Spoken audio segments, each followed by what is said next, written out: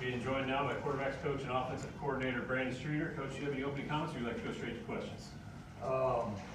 Just excited about another opportunity, getting back into some league play and playing a great Wake Forest team. It's always been a really good opportunity for us when we play those guys, and I got some history with those guys, especially working together with. It goes back to a lot of guys. Kevin Higgins is a guy that I've known for a long time. He's been an assistant coach there. He coached for my dad, so we got a good relationship there. And he actually coached my brother at Lehigh University.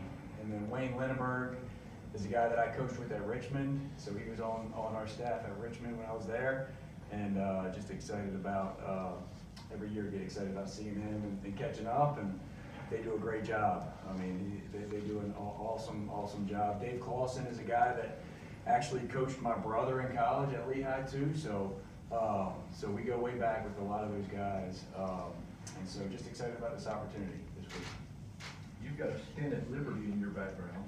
Yep. What was it like seeing Liberty put Wake on the edge? Yeah, no, it's always fun to watch teams that you used to coach for, and Liberty's a great program. I mean, they've done an unbelievable job developing really a powerhouse, and it was a neat place. It was a great experience for me when I was there for those 6 years, from 2006 through 2011 seasons, and so I hold Liberty near and dear to my heart for sure. I mean, it's a special place. So it didn't surprise me, because they're going to do that to a lot of teams, and they're a team that it's hard to play.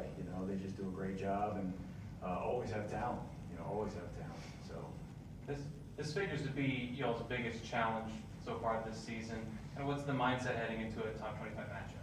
Yeah, just really excited about that opportunity. I mean, we knew Wake Forest obviously won the division last year, and they got a ton of experience back. They do a great job on the coaching staff, as I mentioned before. They maximize the talent that they have, and man, these guys play hard. These guys, everybody on their team is a relentless effort guy, maximize everything that they got. And so it's going to be a big challenge for our guys. And getting back into league play, it's a big opportunity. So I think we're in a great spot as far as our confidence and knowing who we've got, who we are as a team, and just feeling like we've been able to build and improve each week. And so going on the road, 12 o'clock game, of course it's going to be a big challenge. So just excited for that for our guys. Brandon, do you think the guys understand the opportunity that's out there this week, facing the champs, and you guys want to get back there to that champ? Absolutely. That's going to be the big message this week is, hey, they're the reigning champs for our division, and we have an opportunity to continue to build off of this season and to continue to gain confidence, and so it's going to be a big challenge for our guys, and it's a big opportunity. Anytime you're playing a conference opponent, especially in our division, it's a big challenge. And we're going on the road, so we haven't been on the road in a couple weeks. So we got to beat those road warriors and man, be ready to play. But it's gonna be. I know our guys will be up for the challenge, and it's gonna be exciting. When you look back at the Louisiana Tech film, what did you see out of the offense, and what do you think has to take a step forward? Yeah, I felt like number one, I felt like we started fast. We had that first drive of the game was a great drive, and like I said, got some points, and so we've been able to do that consistently in the beginning of games, so that's good to see. So we can build off of that, and then I felt like we were very balanced. We had a bunch of 280, I believe, rush yards, and whatever it was, 230 or 40 pass yards, and so being a balanced team is something that we really like to be. If the defense is giving us what we need to, then I think it's one of those things that's important to keep them on their heels. And so we can build off of that.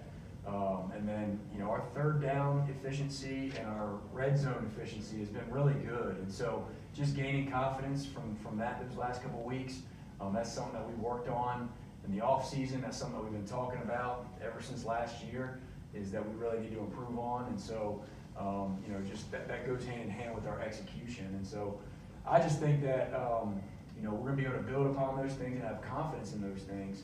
And then just being more consistent, you know, just being more consistent in making the routine plays. That's always something that we can work on, and something that I've seen in the first 3 games that we can get better at.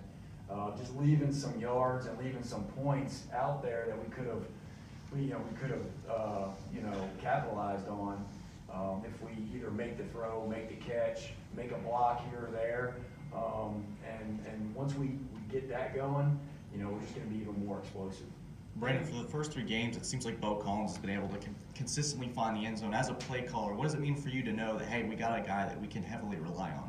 Well, you said Bo Collins and consistent, and that's who he is. You know, he's a guy that comes to practice every single day and has that consistent effort and consistent mentality that you need to be, you know, to be a good player. And it's shown. It has shown the last 3 weeks. And I know it's pretty neat because DJ and Bo played together in high school too. So, you know, they know each other very, very well and their games very well. And so, but it's pretty neat to see. I think 2 of those are scramble plays, and then just another one was a big play this past Saturday. So, you know, just having Bo find the end zone like he's been doing is very comforting, not just for me, but obviously for DJ and our quarterbacks, because he's been practicing really well and been a consistent guy for us. Describe what it meant to have Adam finally make his return. Oh, it was unbelievable. I mean, that kid has put so much hard work into his rehab, and you know, we had a great spring leading up to his injury, and just really never thought it would be quite this early. But you know, we saw how, you know, everybody kind of heals at different paces and in different ways, and came back, you know, a little bit earlier than we thought. But it was really, really neat. The kid is just a grinder, works his tail off, and deserves it. And he goes out there and earns it every single day. And so, just to get him out there for a bunch of plays was good for him. As a freshman, you know, first time in Death Valley playing a game, and coming off of a major injury. So I know he built a lot of confidence from Saturday night. Coach, I'm sorry, go ahead. 4th of the way through the season, is the offense about where you expected it? Maybe a little bit ahead of pace, or? Yeah, you know, I feel like we're where we need to be right now. I mean, I feel like our confidence was the biggest thing that we needed to get going these first 3 weeks, and we've been able to do that and accomplish that. And I feel like at every position with the experience that we've had the last 3 weeks, with some young guys getting in there and gaining that experience, has allowed those guys to have confidence too. And so I think confidence was the big word going into the season. And man, our guys are sky high right now. And again, still staying humble but hungry. And that's kind of the theme for this week, is just staying humble and hungry. Do you feel like that now that you've got that foundation of confidence, you can now layer some more things on top as far as adding to the offense? Yeah, I think so. I mean, I think anytime you got this confidence with an offense and as a play caller, I mean, you can continue to create and you know, just be very, very versatile in a lot of different ways. And so, you know, every week you have plenty of plays in the playbook or in the game plan that you don't get to, that you can kind of hold on to until that right time. And so, and then continue to practice those plays. And so, yeah, I feel like the more confidence you have as an offense and as an offensive coordinator who's calling the plays, it gives you an opportunity to maybe open up the playbook even more. Coach, Will Shipley's getting 10, 12 carries a game. Is that about right to keep him fresh and get the other guys a turn, or should that be more? No, it really just depends on how the game's going and who has the hot hand. I think, you know, you got to look at it as a couple different ways. I mean, it is a long season. Shipley is a tough son of a gun, and he'll run the ball 45 times if we want him to. But not just Will. We got you know, we got Maffa, we got Kobe Pace, and we got plenty of guys that are very, very talented that we really don't skip a beat when we have any of those guys in. And so, so I think that's a compliment to that room, you know, being ready and all three of them have played very, very well when they've gotten their opportunity. So Shipley, there's no doubt, is a guy that we can hang our hat on when we need to, and because he's going to bring it every single time. And so, but the other guys are very deserving to play a lot of ball as well. So I just feel very confident with all three of those guys, and so I think we're in a great spot. How much they've been able to get the ball these first 3 games, all three of those guys, has been great, and they've all gained confidence through it. Brady, you guys were kind of able to overwhelm the middle of the field against Furman, kind of got away from that against La Tech. Is that kind of part of the game flow, the game plan, or would you like to kind of see that more going What forward? was the beginning? You guys were kind of able to overwhelm the middle of the field against Furman, not so much against La Tech. Is that something you kind of want to see? Overwhelm the middle of the field? Yeah, Yeah, in what way? just, being able to make passes across the middle of the field. Oh, yeah, it really depends on the game plan and what they're giving us, we had one that we missed a catch early in the game, I think to Joe, in the middle of the field. So it just totally depends on what type of defense they're playing. Obviously they played a ton of man coverage this past game with one high safety. So sometimes you gotta attack the edges of the field a little bit more, but there's always inside routes in every game plan. It just depends on what the quarterback's read is and just how the progression works out with that particular game plan. How much do you feel like the quick starts in the last 2 games has influenced you guys' confidence throughout the game, and is that something you're aiming for against Wake Forest? Absolutely. Momentum is the key to the game. Anytime you can gain momentum early on, you can get into the flow faster and you get into a rhythm faster. And so, and then which in turn, helps our guys gain confidence. So, anytime you can start fast, we talk about it all the time, whether it's in practice or in a game, let's start fast. All right, let's have a great tempo and let's get that momentum going to our side. Can you put your finger on what have been the keys to this team's red zone success?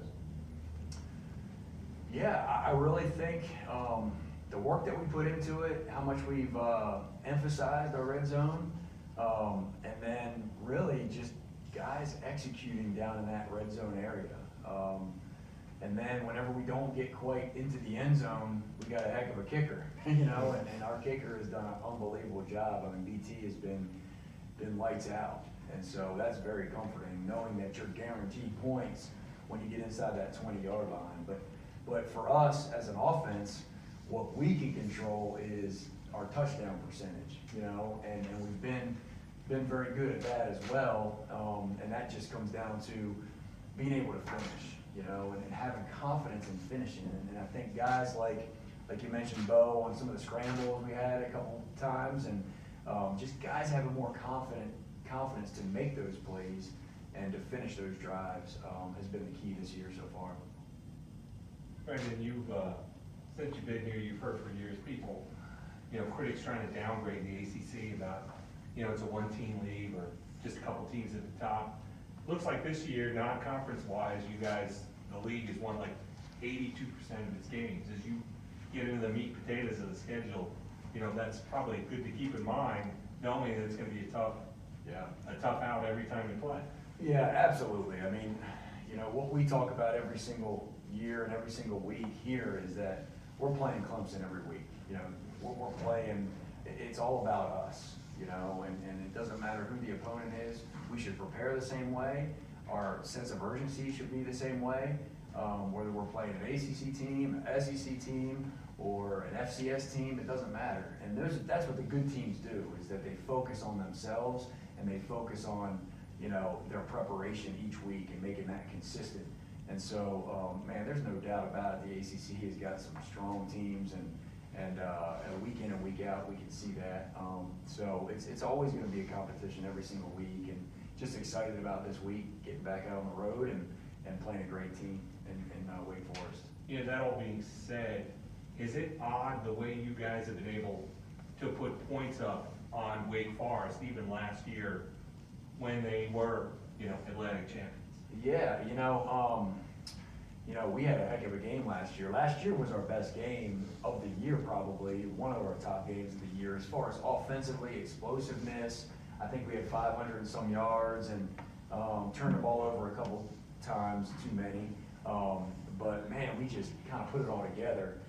So I think that can help our guys, you know, build a lot of confidence going into this year and going into this game. You know, it's a new defensive coordinator. Coach Lambert's done a great job there at Wake Forest this year, and then I know he's there previously for several years as well. So he's got a ton of experience at that school and has done a great job. So it'll be a great challenge, but just excited about this opportunity. Do you feel like the success against man coverage, downfield passing game is going to free up some opportunities in the running game as a result of defenses having to honor that a little more? Is that your hope? Yeah, I guess it depends on how you look at it, because man coverage, I mean, you gotta be able to make the one-on-one plays, you know, and create the one-on-ones in man coverage. And so the quarterback's gotta give a chance for the receivers to make a play, and then the receivers gotta be able to make those one-on-one catches too, and be able to do it consistently is the key. And then when they're playing man coverage, a lot of times they're gonna have an extra hat in the box to defend the run game, and so we gotta do a great job of fitting it up front.